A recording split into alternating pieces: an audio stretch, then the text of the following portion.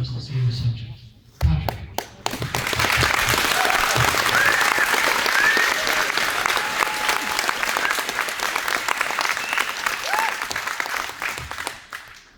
I haven't said a word yet.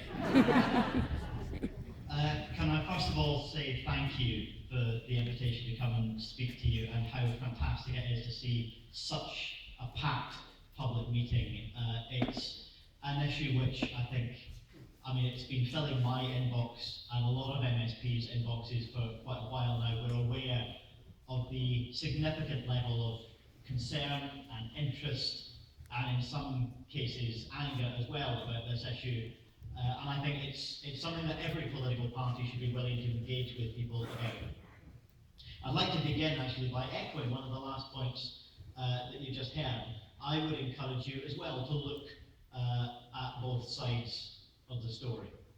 I would encourage you to go and look at the websites where the industry talks about its success in America as well. I would encourage you to look at that, and I would encourage you to look at the other side, such as the film Gaslands, which we screened in the Scottish Parliament not so long ago, and I'm pretty confident that the producers would allow us to do a free screening here as well if you wanted to show that to people as well. Have a look at the websites and the blogs that the industry wants you to look at, and have a look at the others as well. I'm not in the least bit worried about encouraging you to look at both sides of the story, because I think you'll be able to decide for yourselves what is genuine community-informed experience about what this industry has done in terms of people's lived experience.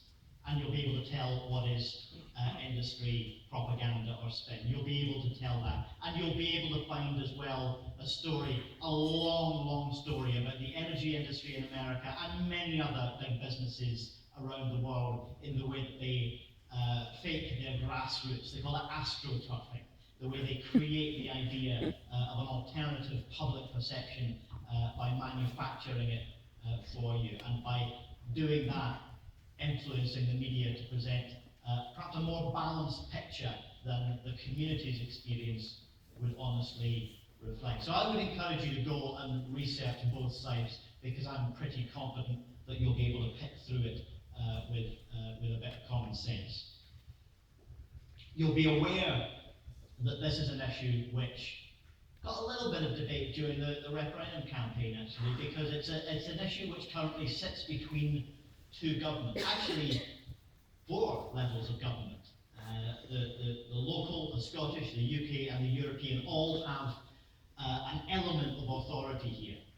The licensing, the big red line that you saw on the map a few minutes ago, the licensing decisions are held at UK level, as well as the proposal to allow drilling on the land without landowners' consent. That's not yet been implemented, but it's still a proposal the UK government is putting forward. These are matters that Westminster and Whitehall will decide. Now, I might regret that in itself, and I'll certainly be arguing that in the push for deeper devolution, we get to control these matters ourselves. They're more like planning decisions than energy policy, really. I see no reason why we shouldn't be able to decide for ourselves what happens with land in Scotland, and whether the industry is invited to exploit what's under that land in Scotland. I see no reason that we shouldn't decide that. But for the moment, it's held, those two decisions are held at UK level. The Scottish Government is in control of the legislation for the planning system and policy in the planning system.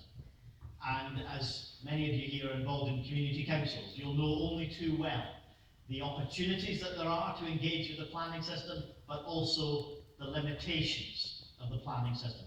Planning is supposed to be a form of democratic control on commercial development. It used to be, not so very many years ago, that if you owned a piece of land, you could do pretty much what you wanted with it. And when the modern planning system was introduced, it was intended to achieve a degree of democratic control. That if you're going to develop a piece of land in any industry in a way that impacts on other people, on social justice, on environmental terms, or in economic terms, then the common good needs to be reflected in the decision. The planning system is supposed to be a bit of a democratic check and balance, a democratic control in the use of land. It doesn't always achieve that. You'll know to your own cost, as communities right across Scotland do, that even if you throw out your sitting councillor and you elect somebody who's campaigning on a single planning issue, I will get elected to your local council to stand up against this development, or for that development.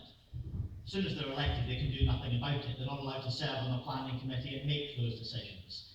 You have this quasi-judicial system in planning. So the democratic control that we have through planning is limited at best. We've also got in Scotland the control of environmental regulation. So the body that was mentioned on one of the slides there is SEPA, and SEPA has produced a paper on how the unconventional gas sector.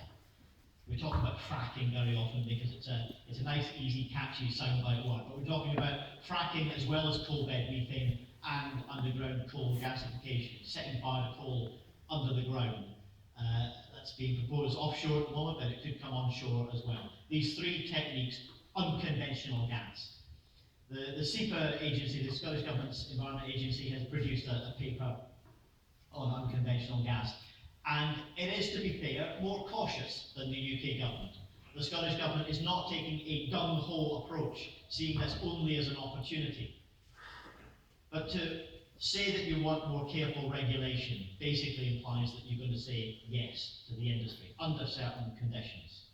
And I think we need to encourage the Scottish Government to firm up that response, to firm up that position and ensure that we take the most robust line possible. Because even if, as I hear from the industry sometimes, the environmental regulations are better here than they are in the US. They say those comparisons with what you've seen in gaslands don't hold up because we have higher regulatory standards. We've got a better track record, not just in this country, but in Europe than we have in the US. And yet many of these same energy companies are the ones lobbying hardest for a trade deal that's brewing between Europe and the US, which would give corporations the ability to sue governments for having the nerve to regulate, to protect the population in social justice, workers' protection, or environmental regulations. The idea that we hand over that kind of democratically accountable power to unaccountable panels of corporate lawyers, that's what the EU-US trade deal is designed to achieve. And if we allow this industry to get its foot in the door, and then that mechanism comes in, then we will potentially erode that difference. Those higher environmental and regulatory standards in Europe will be under threat as soon as they've got their foot in the door. We can talk about this issue about the prospect of local pollution, the seeping of chemicals, not only the chemicals that are injected, but the chemicals which come from under the ground as well. The potential pollution threats come from both directions in this industry. And we can hear a phrase, like we saw on one of the slides there, that this industry has an excellent track record. But I saw that on the same slide a few minutes ago as the phrase, this industry is in its very early stages. I don't think we can believe both of these two statements simultaneously. We're either seeing a new industry or we're seeing a long track record, and we can judge it on its terms. But both of these statements can't be true. And so I would echo the concerns from the first speaker that yes, we need environmental impact assessments. We need a clear, rigorous approach to understanding the science. I'm not someone who wants to whip up fears unfounded. I'm not someone who goes in, who buys every health concern that you can find on the internet. I do want to look at the evidence, and if something doesn't stack up, then I'll say so. But until we've done the research, until we understand what's going on here, it is wildly premature to say that it's safe. And as well as an environmental impact assessment, I want health impact assessments as well, because it's unclear the extent to which the chemical environment that impacts on us directly as individuals, not just the water, but the air we breathe as well, it's unclear the extent to which that will be impacted by these technologies, by this new wave of fossil fuel extraction, unconventional gas extraction. So we need to be clear about the environmental impact assessment and the health impact assessment. That's something that we've not even cracked in conventional planning terms. Pretty much every decision about housing, about roads, about infrastructure. We don't do health impact assessments for the vast majority of it. I don't see why we should look at an industry with such profound potential consequences as unconventional gas and say that that can be given the same degree of flexibility in the planning system before we make those decisions. Because let's be realistic, that one of the things that these three techniques, coal bed methane, underground coal gasification and pipe hydraulic fracturing, one of the things that they all share is the extent, the scale of the development in all three terms. And I think the industry are fairly upfront about that. They're not trying to pretend that this is one or two wellheads. You're talking about extensive developments, many developments. Now, I probably disagree with some folk who engage with the planning system on something like wind turbines. I think we need more renewable energy, and I don't find wind turbines ugly. But people should have a right to say what they feel about any energy infrastructure. All energy infrastructure is controversial, all of it. And let's recognise the scale, the geographic scale of this industry. When these wellheads get developed in the US, they tend not to last long. We're not talking about something that's going to last decades, maybe a few years at best before they start to dry up, before they start to be depleted. So if you see this as a long-term part of our energy mix, then you are talking about hundreds of such wellheads in each site. Now, let's be realistic about the impact that's going to have on other land uses. Not just on the visual amenity, but other land uses, other things to which we in Scotland could be putting our valuable land to good use for in the public interest. As I said, this is really not a long-term viable option. This is something which would give a stopgap. The clean-up issue was mentioned earlier. Let's compare the scale of this development, the number of wellheads that we're talking about, extensively over large geographic areas, with, for example, the cost of clean-up which is falling on the public purse from open cast coal. The failure, the repeated failure of the open cast coal industry to take responsibility for the environmental harm that it's done, and the massive bill that it's left for local authorities and for the Scottish Government as it walks away, as it allows one company to fold, another company to buy up its assets, its licenses, its permissions, its ongoing site operations, and carry on as though that bill was never racked up. That bill falls to the public purse.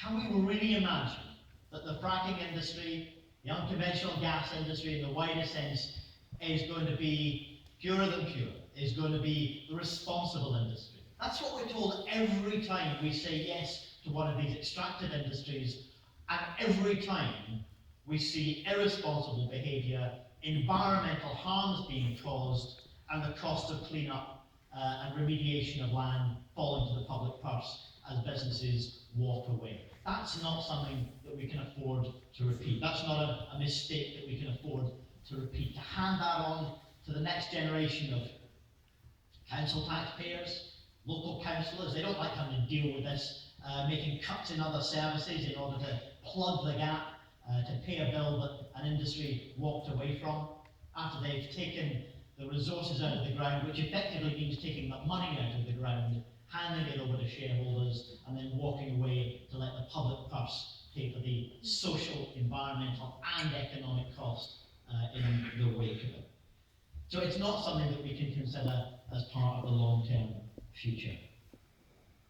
For me, as a Green politician, there is a huge, profound context into which I need to put all of this argument. Even if this was happening in complete isolation, if there were no other ecological context, no other profound issues about the way that human beings are using energy and fossil fuels and hydrocarbons for non-fuel use, the way in which we're using them at the moment is profoundly unsustainable. Even if that wasn't happening, I would have serious concerns about this kind of industry, but I need to put it in that context. The energy balance in this industry, the huge amount of energy that's being put and the water that's being put in to extract this fossil fuel, this hydrocarbon, it doesn't give it a good energy balance. It doesn't mean that we're actually getting a decent, sensible energy policy in global terms out of this industry. And although, yes, some of it is going to be potentially used for non-fuel petrochemical uses, and therefore fossil carbon may not necessarily end up in the atmosphere, at least not in terms of fuel, not coming out of a tailpipe or a chimney, the production of many of the plastics and other goods, where's this going to end up? Where's this going to end up? It might, if we're lucky, be recycled once or twice, but it's probably at the end of the day going to end up going into an incinerator or some other means of allowing that fossil carbon to escape out of the economy and into the atmosphere.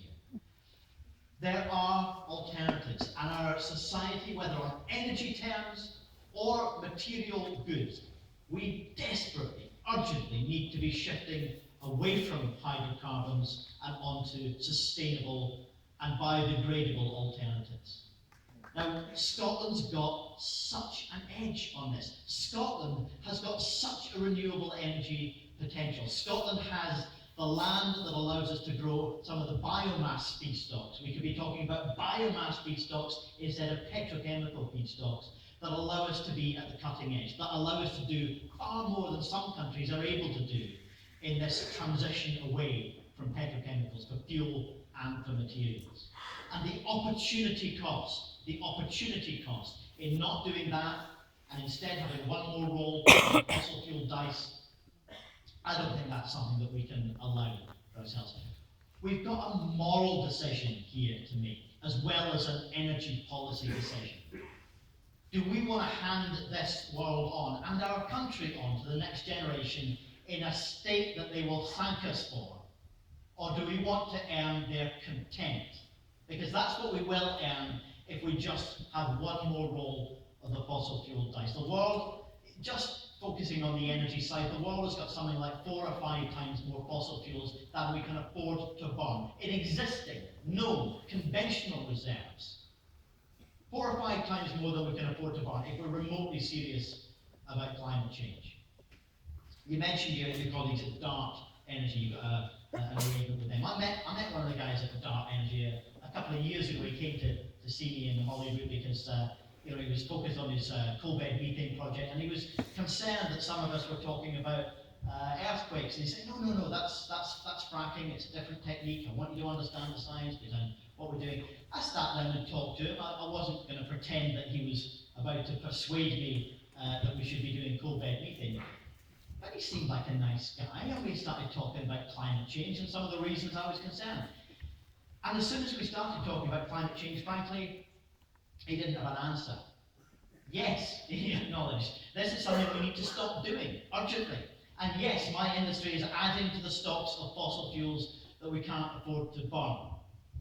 But the long and short of it was he was just doing his job. Just a guy doing his job. I can understand that, everybody's got to pay the bills somehow. But the bill that we will all pay collectively, the bill that our world will pay if we keep our foot on the gas, is one that we won't be able to afford to pay. It's something that we need to come to an end of. This brief aberration in human history where we shunted the world's energy system into reverse. For millions of years, all of that energy, all of that carbon being buried by the Earth's natural systems, under the ground, under the oceans, and then smart bald apes come along, shunt it into the reverse, and all of that fossil carbon ends up in the atmosphere. Could we imagine that we've done that without profound damaging consequences? Of course not. We've got to get off this track as soon as possible. And for me, unless you can guarantee me, and I don't think anyone can, that every bit of hydrocarbon that comes out of the ground through unconventional gas represents a much bigger proportion of hydrocarbon that's being put under the ground, coal being bought off the market and being buried again. That's not going to happen, is it? We can't see this as an alternative. It will only end up as an additional stock of fossil fuels when we already can't afford to burn what we've got. I want to finish by saying that there are 3 elements to this, in which your power to disrupt this process is going to be profoundly important, and the power of people right throughout Scotland. I've talked about the planning process, and yes, if this industry is going to get underway in Scotland, it needs to get planning permission. Well, you all have the ability to influence, to advocate. It's a limited ability, I know, but let's use it. Let's make sure that people right across Scotland and in your community are using the planning system to the maximum potential to object, to oppose, to challenge, to question this industry and any applications that come forward. The industry itself can be disrupted, as we saw at Balcombe, as we saw with Quadrilla's test drilling at Balcombe down south in Sussex, where people came together, climate change campaigners and local community alike, finding common cause and, if necessary, disrupting with our bodies in the streets. And I think direct action will be a necessary part of a campaign on unconventional gas in Scotland. And finally, and the one I want to flag up to you as one that you could do tonight, is the ability to disrupt national policy making on this. National policy making on this issue should be democratically informed. It should be informed by your opinions, by your energy. That's the way policy is supposed to be made in a democracy.